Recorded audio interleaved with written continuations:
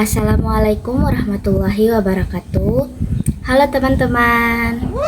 Perkenalkan, nama saya Delviana Putri Dehairun, mahasiswa Fakultas Ekonomi dan Bisnis dari program studi akuntansi. Di video kali ini kita akan membahas teori keuangan dan perbankan syariah secara lengkap. Materi ini sangat panjang, tapi saya akan menjelaskan dengan bahasa yang mudah dipahami sehingga kalian benar-benar mengerti bagaimana keuangan syariah bekerja dari sisi teori. Harapan saya setelah teman-teman menonton video ini, teman-teman bisa lebih memahami bagaimana sistem keuangan syariah bekerja. Di sini kita akan membahas yang pertama prinsip dasar keuangan dan perbankan syariah, yang kedua mekanisme, produk, dan instrumen, yang ketiga perbedaan keuangan syariah dan konvensional, yang keempat yaitu strategi pengelolaan dana, yang kelima ada manajemen risiko, yang keenam ada konsep investasi dan pembagian risiko, yang ketujuh ada pengawasan dan kepatuhan syariah, yang kedelapan atau yang terakhir yaitu tantangan dan implementasi keuangan syariah. Teman-teman, materi ini cocok bagi siapa saja yang ingin memahami secara mendalam fundamental teori keuangan syariah, baik untuk profesional, akademisi, maupun masyarakat umum. Jadi, keuangan dan perbankan syariah adalah bidang ilmu yang mempelajari seluruh kegiatan ekonomi dan keuangan yang dilakukan sesuai dengan prinsip-prinsip Islam. Artinya, setiap transaksi, investasi, dan kegiatan ekonomi harus mengikuti aturan syariah yang bersumber dari Al-Quran, hadis, ijma, dan qiyas. Sistem keuangan syariah hadir sebagai alternatif yang seringkali berorientasi pada keuntungan semata. Dalam Islam, kegiatan ekonomi bukan hanya mencari profit, tapi juga menegakkan keadilan, menghindari penindasan, serta menjaga keberkahan harta. Baik, kita akan membahas prinsip dasar keuangan syariah.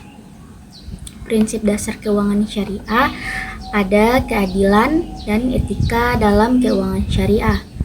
Prinsip utama teori keuangan syariah adalah keadilan. Dalam setiap transaksi, tidak ada pihak yang dirugikan. Keuntungan diperoleh dari kegiatan nyata, bukan manipulasi uang. Risiko dibagi sesuai dengan proporsi modal atau usaha masing-masing pihak. Prinsip ini membentuk landasan etika bisnis syariah, yaitu keuangan tidak boleh menjadi sumber eksploitasi atau ketidakadilan.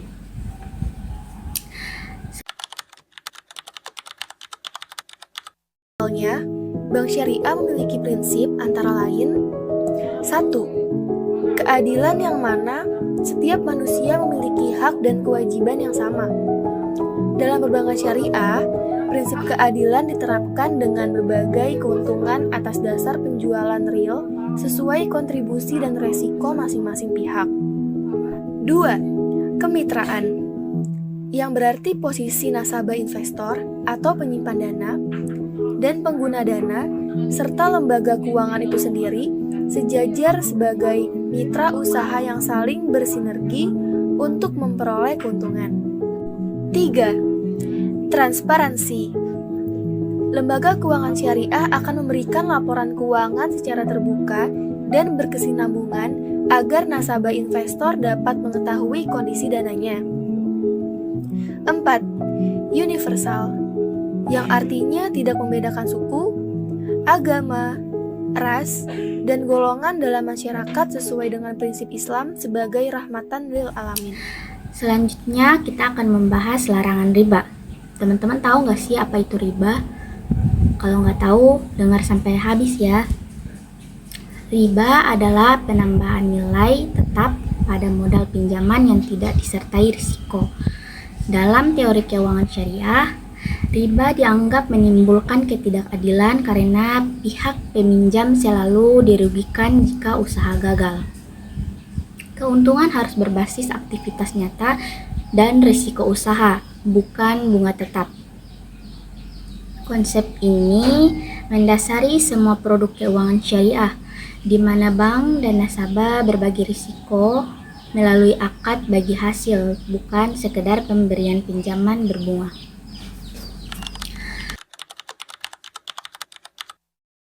Bakpao, bakpaunya bakpao. Bakpao, bakpao. Wah, ada tukang bakpao. Enak tuh kayaknya. Jadi lapar lagi nih aku. Kamu sih memang lapar terus. Yuk kita beli bakpaonya Naomi. Fahmi, jangan lupa tanya dulu ke mamangnya. Halal nggak tuh bakpaunya? Iya. Mang, beli bakpaonya dong. Bakpaonya halal kan, Mang? Halal atuh, Cep. Tuh, lihat di gerobaknya Mamang. Ada logo halalnya dari MUI. Pokoknya mah, bakpao Mamang dijamin halal dan enak. Oke deh, Mang. Minta satu ya bakpaonya, yang rasa coklat. Siap, Cep. Berapa mang bakpaunya? 5.000 aja, Neng. Aduh, uangku ketinggalan nih. Di kantong cuma ada 2.000. Eluh. Ada apa, Naomi? Ini loh, uangku cuma 2.000. Tapi harga bakpaunya 5.000. Kurang uangku. Oh, begitu. Nih, aku pinjamkan 3.000, tapi besok kamu kembalikan 5.000 ya. Nah, Loh, kok begitu? Memangnya kenapa? Kan aku sudah meminjamkan uangku. Nggak mau kalau begitu. Masa pinjam 3.000 kok harus kembalikan 5.000? eluh, Dek. Udah atuh, jangan ribut di sini. Jadi gak belinya? Assalamualaikum. Waalaikumsalam, Pak Ustadz. Wah, kebetulan ada Pak Ustadz. Loh, memangnya ada apa, Mang? Ini, Tat. Neng Naomi mau beli bakpao. Tapi pas mau bayar, ternyata uangnya teh kurang. Cep Fahmi mau pinjamkan 3.000. Tapi dengan syarat harus dikembalikan 5.000. Neng Naominya teh nggak mau. Astagfirullahalazim. Benar begitu, Fahmi? Iya, Pak Ustadz. Kan lumayan, Fahmi bisa untung. Hehe. Aduh, Fahmi. Tidak boleh seperti itu. Jika kita meminjamkan uang sebesar 3.000, maka yang harus kita terima kembali adalah 3.000.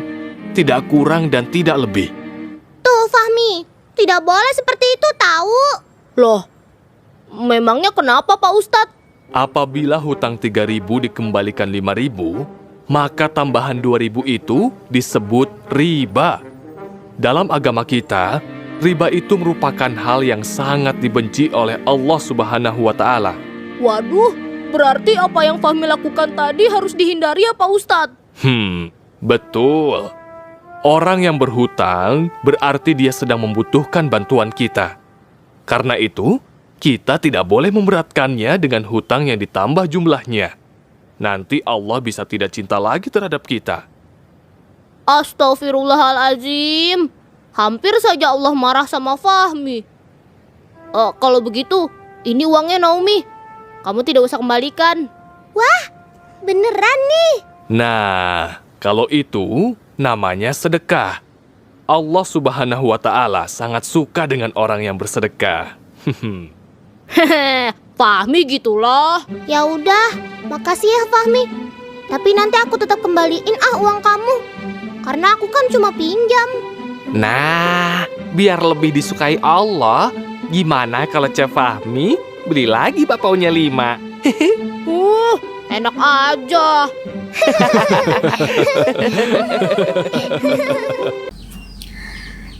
Lanjut, transaksi berbasis aset nyata Setiap transaksi harus terkait dengan aset atau kegiatan ekonomi nyata, bukan spekulasi semata. Konsep ini mencegah perjudian dalam bentuk finansial, spekulasi yang menimbulkan ketidakpastian berlebihan, ketergantungan pada manipulasi harga atau uang kosong. Hal ini juga membuat keuangan syariah lebih stabil karena setiap transaksi memiliki dasar aset yang jelas. Lanjut, kita akan membahas perbedaan keuangan syariah dan konvensional.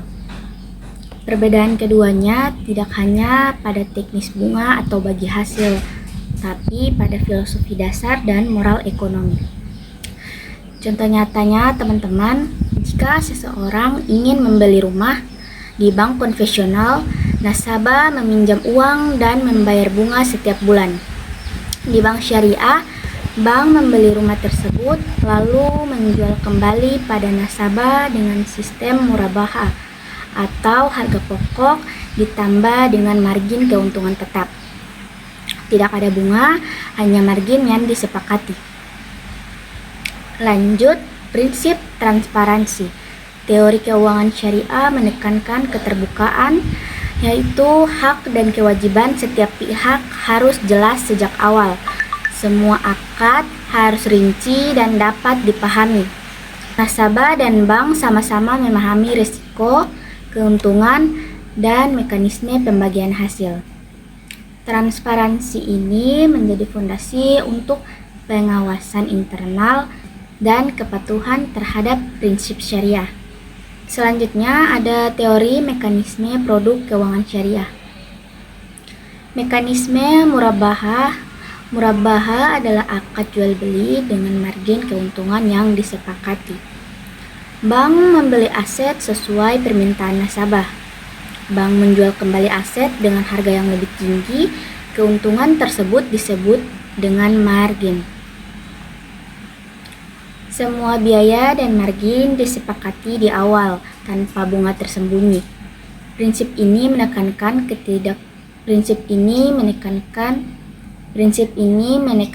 kejelasan transaksi dan kepastian bagi kedua pihak. Mekanisme ijarah. Mekanisme ijarah adalah akad sewa menyewa aset.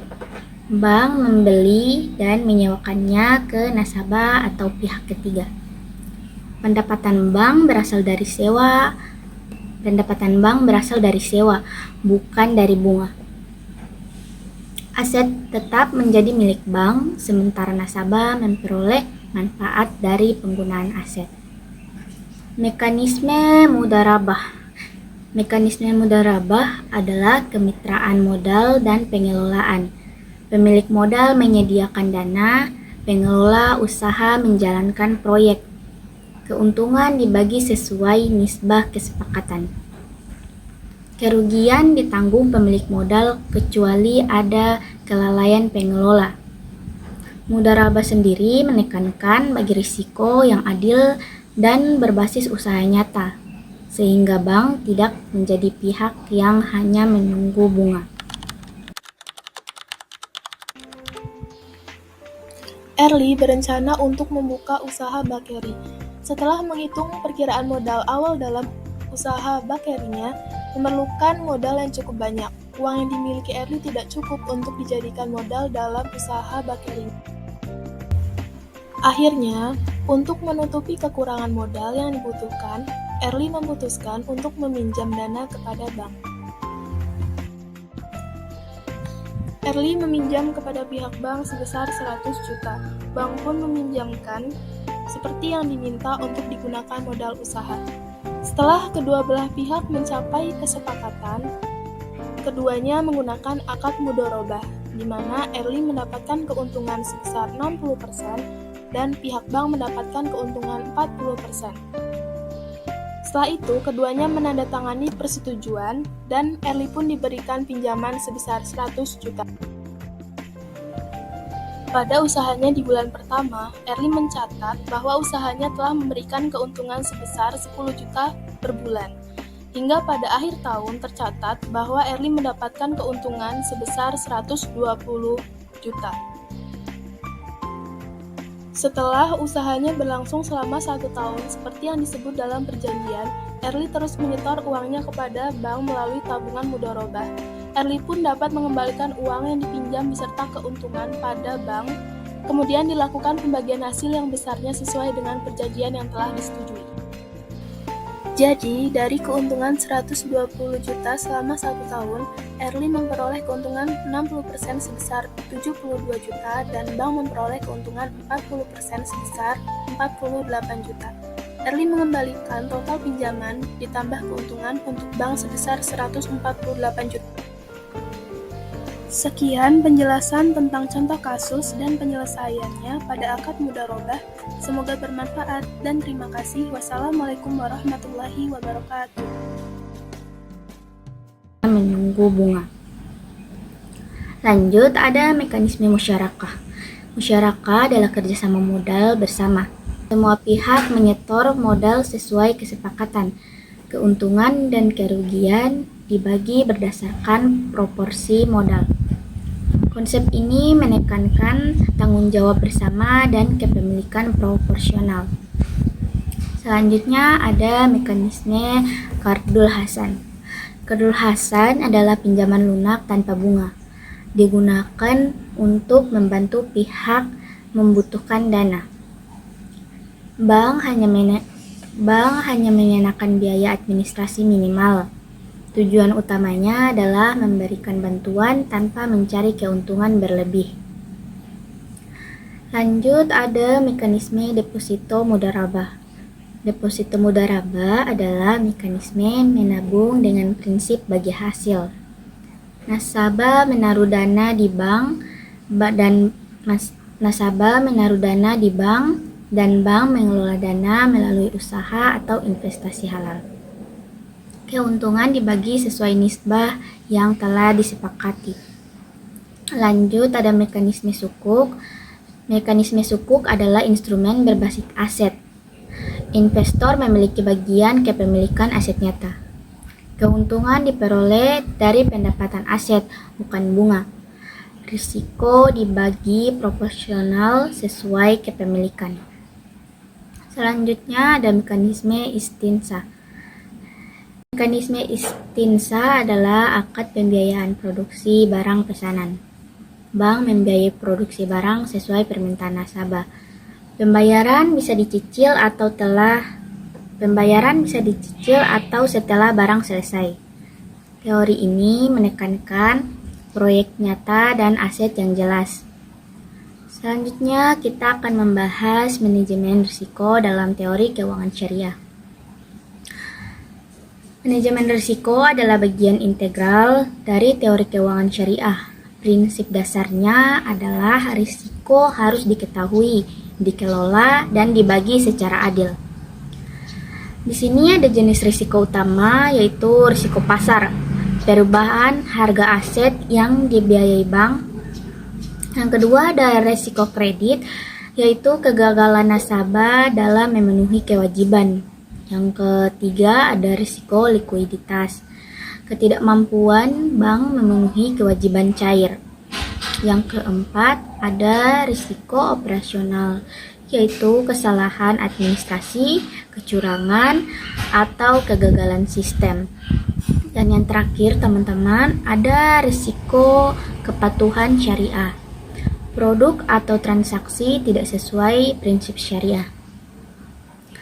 Lanjut, kita akan membahas strategi pengelolaan risiko. Analisis mendalam terhadap calon nasabah dan proyek. Diverifikasi investasi dan pendanaan. Pembagian risiko melalui akad mudharabah atau musyarakah.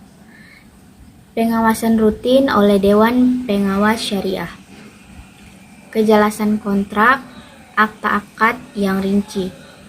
Strategi ini menekankan bahwa setiap risiko diidentifikasi dan diatasi sejak awal sehingga keuangan syariah tetap stabil.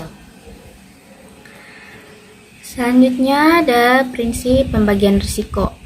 Risiko harus proporsional dengan modal atau kontribusi masing-masing pihak.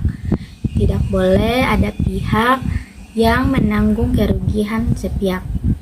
Semua risiko dan mekanisme penanganannya dijelaskan di awal akad. Strategi investasi dan pengelolaan dana syariah. Ada prinsip pemilihan proyek. Hanya proyek yang halal dan nyata. Usaha harus memiliki prospek keuntungan yang jelas. Aktivitas spekulasi atau perjudian tidak diperbolehkan. Lanjut ada prinsip diversifikasi.